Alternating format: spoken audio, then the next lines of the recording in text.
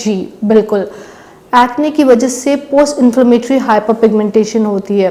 Post inflammatory hyperpigmentation natural response है। जब acne ठीक होता है तो वो एक मार्क छोड़ता है, और ये मार्क जो है वो ज़्यादा डिस्ट्रेसिंग और एग्रीवेटिंग होता है पेशेंट्स के लिए कि भाई एक्ने तो ठीक हो गया, तो ये पोस्ट इन्फ्लेमेटरी हाइपरपिगमेंटेशन कैसे ठीक होगी। देखिए, पोस्ट इन्फ्लेमेटरी हाइपरपिगमेंटेशन तो नॉर्मली होती ही है, और ये किस तरह ठीक होगी ये डिपेंड्स करता है सिवियरिटी पे। It depends on the severity कि कितनी ज़्यादा है। कितनी ज़्यादा किस तरह है कि हम उसको देखें, normally it takes 3 to 6 weeks and 3 to 6 months to heal.